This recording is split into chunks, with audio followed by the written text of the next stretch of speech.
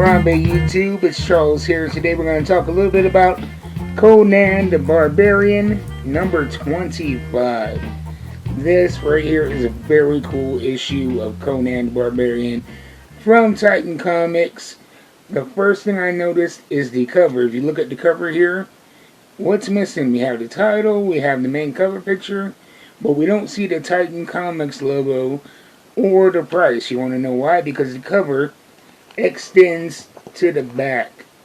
And so we have a full 2-page cover, front and back. The logo, price, issue numbers right here at the bottom of the back cover. And the art goes seamlessly from the front to the back cover. So I love these type of covers. I don't see them too often. But I really dig this cover here. We have Conan, and the way he looks in this particular issue, which we're going to find out, is not a young Conan, not the thief, not the wandering warrior, but King Conan of Aquilonia. And we have his queen here, and we have the main, I won't say antagonist, I will say catalyst of this issue, this mysterious stranger lurking over the back here. I am not going to give you blow by blow or point for point, because the point of my channel is not to ruin the fun of a comic book for you. It's to give you the general bullet points, and hopefully if it's something you're going to be interested to, point you to that. But this right here is essential reading for Conan's fans, new and old. If you are a new fan, it kind of alludes to a lot of the important milestones throughout Conan lore, from his battles with the Frost Giants, to his battle with the Pits, to his love of Bellic, the Pirate Queen, the Queen of the Black Coast. So many tentpole moments from Robert E. Howard's Conan are covered in this book. You see, it's a very thick book. It is quite a big read, but it reads fast because the action and the story is intriguing and enthralling. And as far as this representation of Conan the King, I am a big fan of this. I've read so much Conan, from Dark Horse Comics to Marvel Comics to Titan Comics. And one issue I've had always with Conan the King in his later years is that he always seems to be written as somebody who's gotten a step slower and let himself kind of lose that edge. But here in this comic book, he is always presented as a threat, as powerful, not so much the spoiled king, but the warrior sitting in the throne of the king, which I really like. Maybe that was just my impression of the Marvel stuff, but I really felt like when Marvel wrote King Conan, it was a lesser Conan as far as battle prowess goes, and to me that is at the core of Conan. No matter if he's the young thief, the roaming nomad warrior, he always has this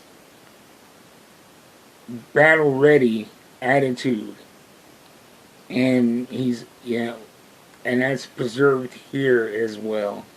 The title of this issue is called The Nomad, and it starts with a character who is hooded, shrouded in mystery, wandering through the desert, and he finally gets to the capital of Aquilonia, and he demands a meeting with the king, who we find out is King Conan, and he's just willing to sit and wait as long as it takes.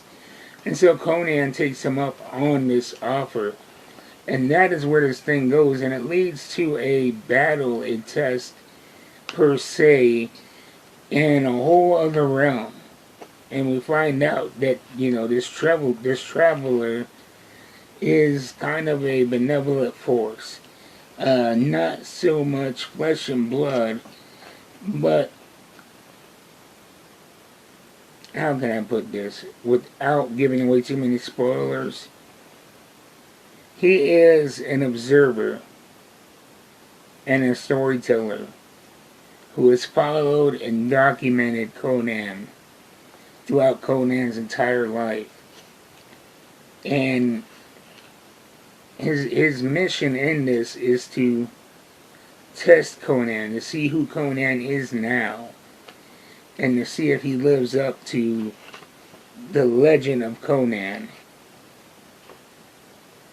And to see if, as the last line says, if it is a story worth sharing. That is the last line of this book. And yeah, that's all I'm going to give you as far as Will I Blow. But for new characters, like I said, it's a way to get familiarized with those old Robert E. Howard tales that have been told so many times. And for old readers and fans that have read a lot of Conan, it pays off a lot of what you've read already with these familiar tales. And I love that Titan Comics and the writer of it, who I believe is, I think it's Jim Zub, if I'm not mistaken.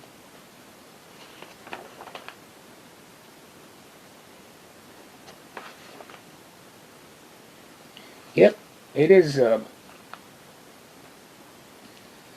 But he does a great balancing act of building on the Robert E. Howard stories, but making them relevant to today and presenting them in a fun way that we haven't seen before. An example of this is his take on the Frost Giant's daughter story. He didn't show so much of that, more of the before and after of that story. I did an in-depth review of it. You can search my channel for it, where I compared the Titan Comics telling of the Frost Giant's daughter to Ablaze Comics Cimmerian, the Frost Giant's daughter. And oh yeah, if you are a big fan of Conan, you're looking for more Conan in modern comic books, check out the Cimmerian. It is from Ablaze Comics. It is a more adult themed version of Conan. They call it the Cimmerian because at that time Marvel had the Conan property, and so they pulled from the same pool of Robert E. Howard stories, but they entitled them the Cimmerian. But yeah, this Conan the Barbarian, number 25 in Titan Comics. You can miss a couple of issues. I don't see why you would, because I'm not going to lie to you, I am biased. I am a huge fan of Conan. But this right here is a cannot miss issue of Conan the Barbarian. You get a huge story for the low price of $5.99. It is a little bit pricier than the usual issue, but it's because you get a lot more story. And if you're an old Conan fan, it pays off a lot of what you read and what you know. And if you're new, it gets you familiarized with this character. So I'll see you next time. Till then, keep reading them books and tune in to my channel.